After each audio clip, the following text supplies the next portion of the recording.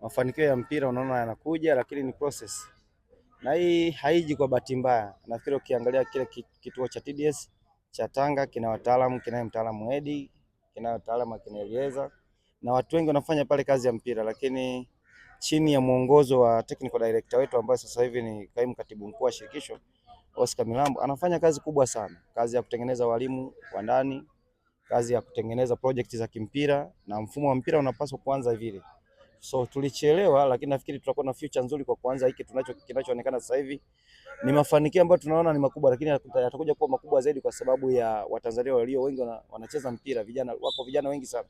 So vituo kama vile vinapokuwa vinaongezeka na hizi timu za under 20 za vijana na under 17 za vijana zikawa zinafanya kazi chini ya walimu ambao wako na elimu ya mpira, nadhani tutakuja kuwa na future nzuri. So kwa kuanzia ni kuchukua nafasi hii kupongeza kila mmoja ambaye anahusika kwenye industry ya mpira kwa kile ambacho kinachofanyika chini ya usimamizi wa shirikisho letu la mpira kwa zile programu zao za kimichezo na za kiufundi. Kocha, tumeona introduction ya vijana ambao wanacheza kwenye timu ya vijana Dodoma Jiji na 20 kwenye mazoezi na baadhi wanasema kwamba tayari wamejumlishwa kwenye timu yako, manake ni mapendekezo yako. Kipi ambacho umekiona kwa vijana hao, lakini imekuwa ni tabia yako kufanya hivyo, na nini malengo yako kwa vijana hao? Nafikiri timu sasa inaanza kuondoka kwenye pressure ya kutokushuka, si ndio? Kama tukifanikiwa kupata matokeo mazuri kwenye baadhi ya mechi moja ama mbili zinazofuata, nadhani sasa pressure inaweza kuwa imeondoka zaidi.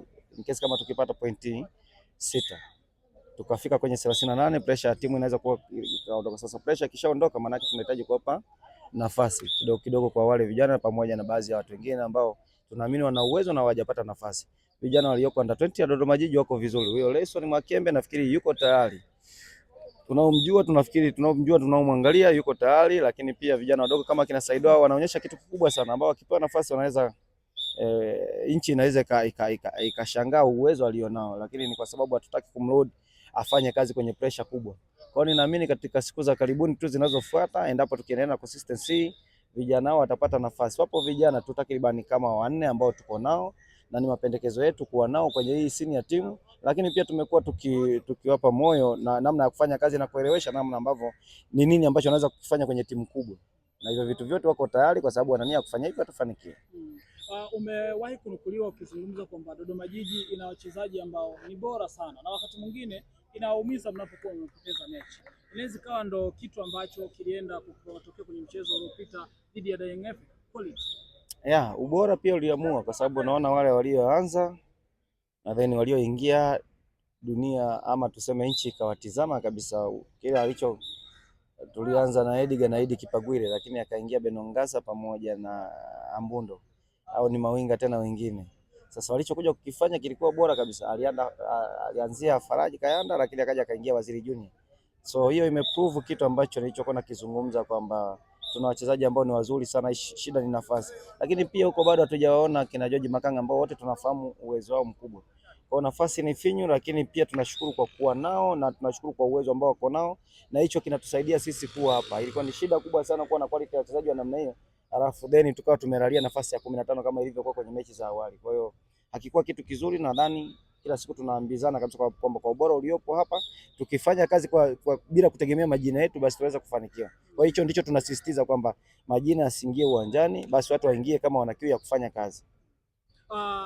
Ukiwa kama kocha unafundisha timu ambayo tunakiri wote ni daraja la kati, lakini napata matokeo mbele ya timu ambayo inatetea ubingwa kwa mara ya 4 mfululizo. Kuna namna ambavyo wewe mwenyewe ulijisikiaje kushinda hili? Nilijisikia mwenye furaha, lakini furaha zaidi nimrejeshea Mwenyezi Mungu pamoja na wale wanaofanya kazi. Ilikuwa ni moment ambayo haziwezi kutokea mara kwa mara kwa sababu hizi timu ndogo kupata matokeo dhidi ya bingwa mtetezi, hizi ni moment ambazo haziwezi kutokea mara kwa mara. Kwa hiyo nilijisikia mwenye furaha, lakini baada ya furaha ile nilimwambia wachezaji kila mmoja amshukuru Mungu wetu kwa sababu pia tulihitaji bahati kwenye mechi ile. Alikuwa swala ambalo la kusema tu kwamba uwezo uliamua, hapana. Wakati mwingine unahitaji moment ambazo Mungu anakuwekea bahati kwenye mechi kama zile, pale unapata matokeo, basi inakuwa ni siku ya kukumbukwa na inakuwa ni muda ambao ni wa kukumbukwa. Kwa hiyo furaha ilikuwepo ndio, na tunashukuru kwa msimu huu at least tuweze kupata pointi 1 kwa Simba na pointi 3 kwa Yanga. Kwa hiyo ilikuwa ni season ambayo ni nzuri, sidhani kama tunaendelea kupambana, lakini ninaamini kwamba kwa kuendelea ku maintain tunapaswa sasa tuone kwamba tumeshatengeneza ugumu wa namna hii.